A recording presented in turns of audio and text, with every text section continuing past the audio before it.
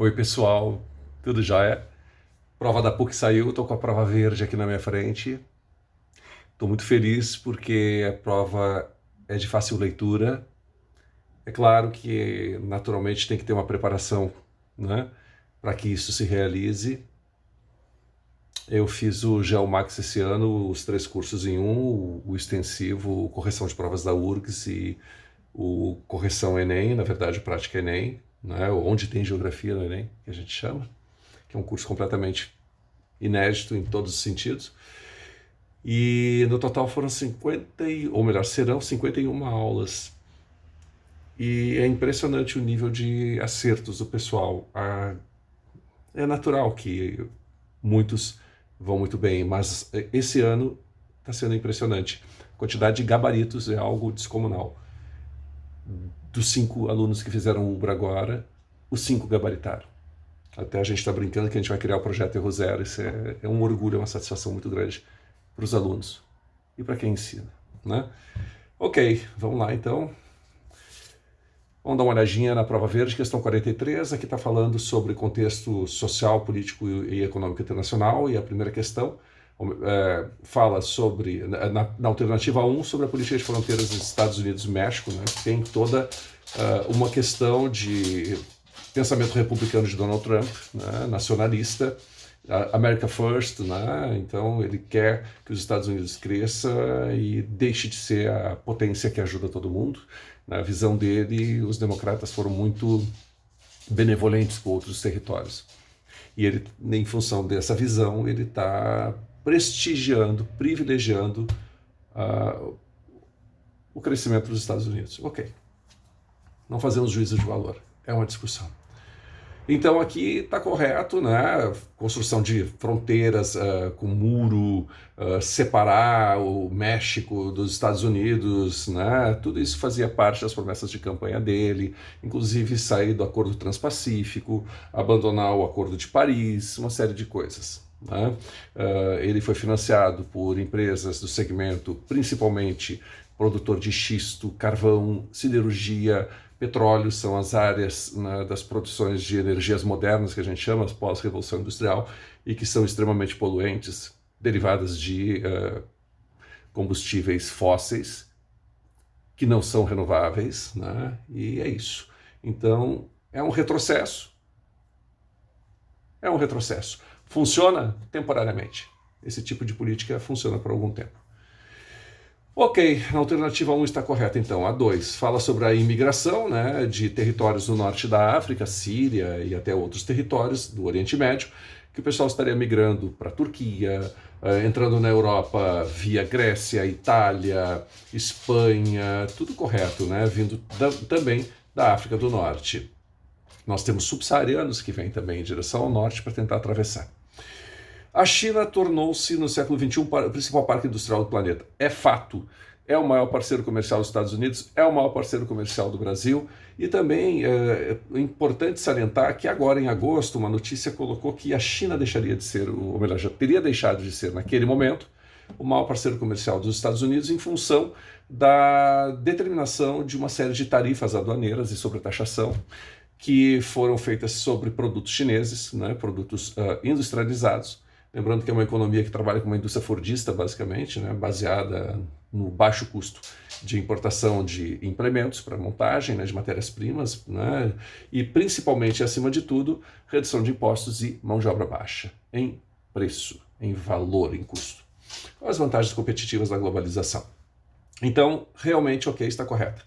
A última alternativa que coloca a América Latina num papel preponderante na economia global, na última década em associação com seus parceiros estratégicos, isso não é uma realidade, né? Nós não temos hoje a América Latina em papel algum preponderante na economia internacional. Nós tivemos entre o subprime e o período atual um crescimento até 2014, alguma coisa assim, para o Brasil, em função de que a China segurou com seu consumo, com seu crescimento, né, de modo geral, do consumo, da alimentação para as pessoas, no consumo de compra de soja e outras coisas mais. A China está tomando conta de vários espaços no mundo, comprando empresas, etc. Então, isso, principalmente baseado nas nossas exportações de produtos primários, né, como ferro, soja, etc., fez com que nós crescêssemos. Mas esse período, né, acabou. Nós entramos em crise em 2015, né, 16, né, nosso PIB ficou negativo em 13,5%. Em 2014 já começamos a sentir essas dores, né, do decréscimo do produto interno bruto. Ok, então a América Latina não está com tudo isso. Okay? Na 44 se vê duas coisas, numa estrutura etária dos anos 1900 a 2020, onde se vê uma transição dos anos 60 para os anos 70 da população de rural para urbana, né, predominantemente, e também tem aqui algumas alternativas que falam sobre, por exemplo, as faixas etárias de jovens adultos do Rio Grande do Sul entre os anos 70 e 80 do século XX, a inversão, né, entre faixas jovens e adultos nesse período está relacionada à superação da população urbana sobre rural na década anterior. Isso está correto. Né? Nós tivemos um crescimento da população urbana e isso faz com que a quantidade de jovens reduza. Por quê? Porque as mulheres procuram empregos, procuram ter uma formação profissional, procuram ter uma formação educacional e isso muda o perfil da fecundidade. Muito tranquilo, bem batido esse assunto. O modelo de estrutura familiar baseado na agricultura predominante até a década de 60 contribuiu para a manutenção de uma maior concentração populacional de jovens naquele período. Sim, nós tínhamos uma economia agrícola, né? E é isso. Né? Se tem mais filhos, porque se precisa de ajuda na lavoura, isso era muito comum, tradicional aqui no Brasil.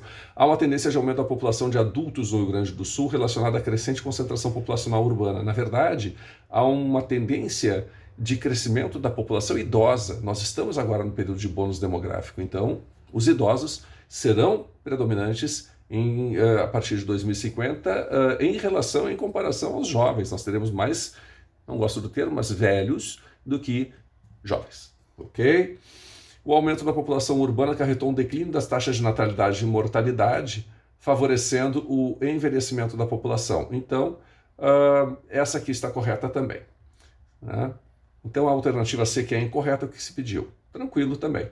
E aí mostra-se aqui que biomas são dependentes de climas, etc., e relaciona biomas com os climogramas, que é maravilhoso, é uma das coisas que a gente mais faz em sala de aula, né? Os nossos 3 momentos de clima, né, as aulas 1, 2 e 3, são justamente fatores e elementos climáticos, os climas do mundo e os climas do Brasil. E aí se vê climogramas, se vê todos os aspectos que sejam condizentes, né, concernentes a essa questão, e aí essa questão entra no patamar do óbvio.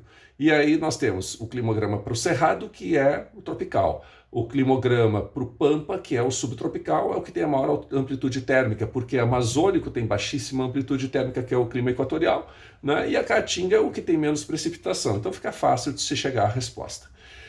Depois nós temos uma questão de escala bastante tranquila, né? Quanto maior o denominador, ou seja, menor será o resultado em detalhes, mas maior a área abrangida, ou seja, uma escala pequena.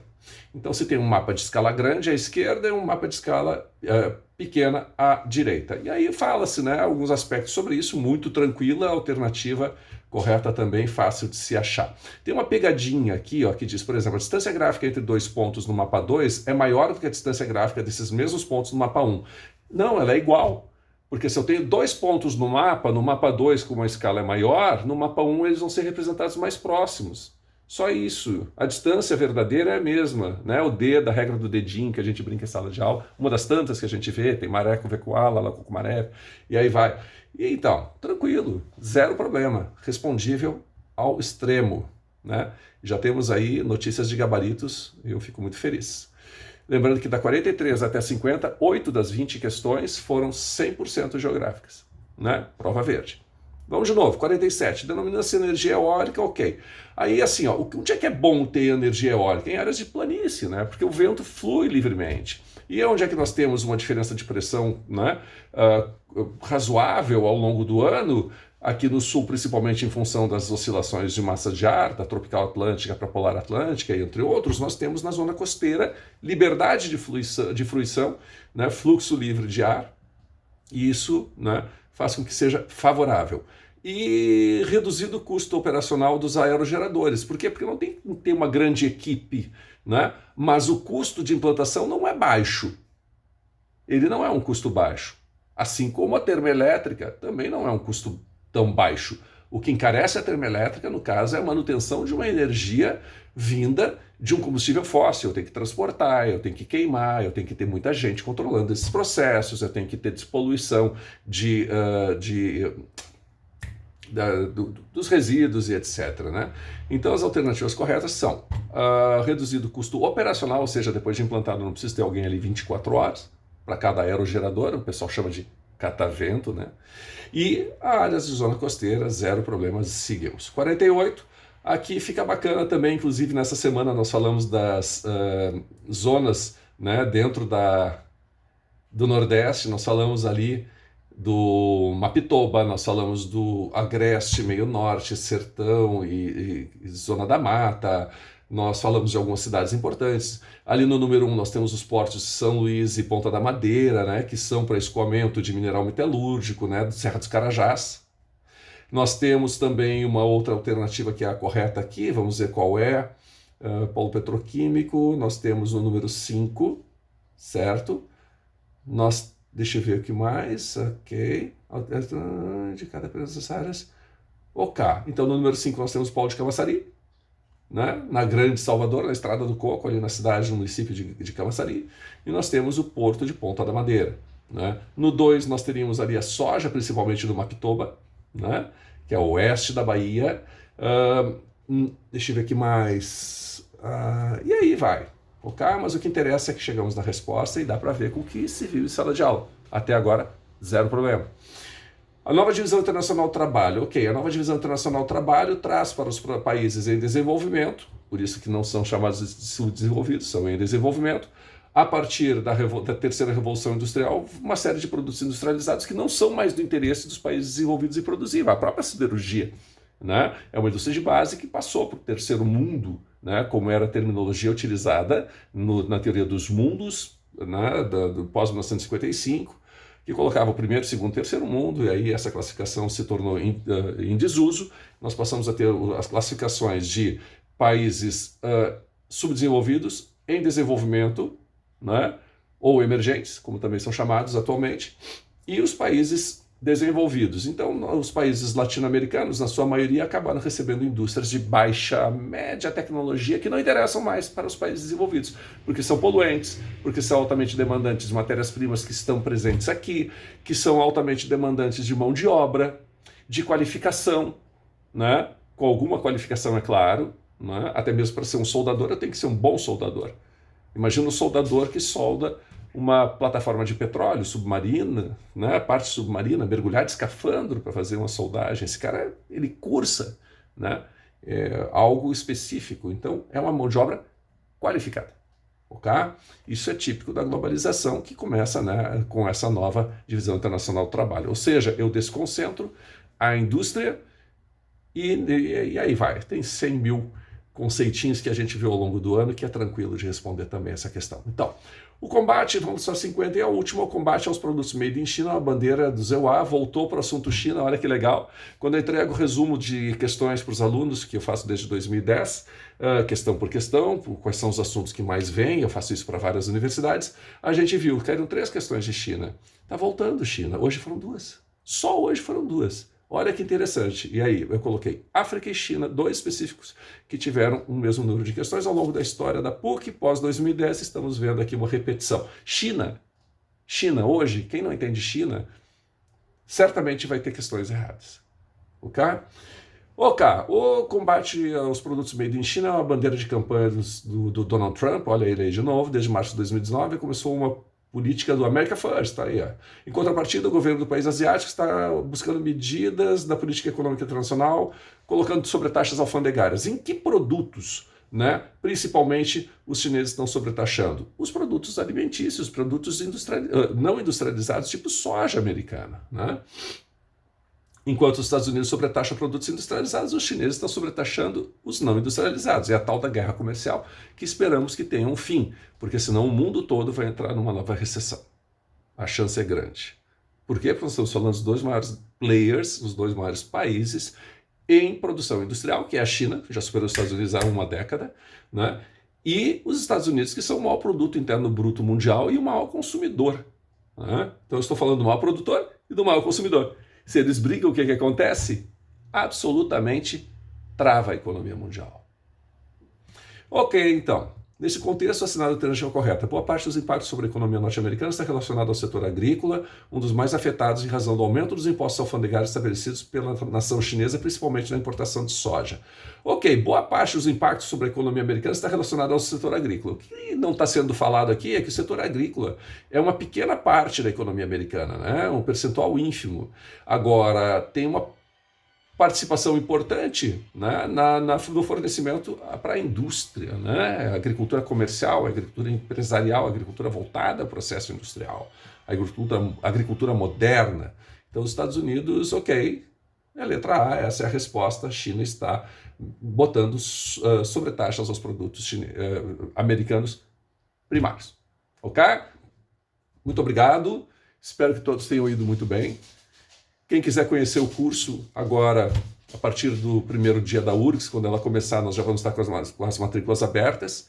Eu quero muito que todos os meus alunos aprovem, porque eu vivo de aprovações. Eu não quero que os meus alunos repitam. Entretanto, se for importante para eles, em algum momento, voltar para o curso, eles serão muito bem-vindos, mas eu estou agora falando com o novo, aquele que não conhece o meu trabalho, aquele que está vendo, uau, esse cara está tendo muito gabarito. UBRA, o PF, o CPEL, a CAF, nossa senhora, está muito forte, né? Então, venham conhecer o curso, tá bom? Vão se surpreender. Muito obrigado, um abraço e até a próxima. Sucesso para todos.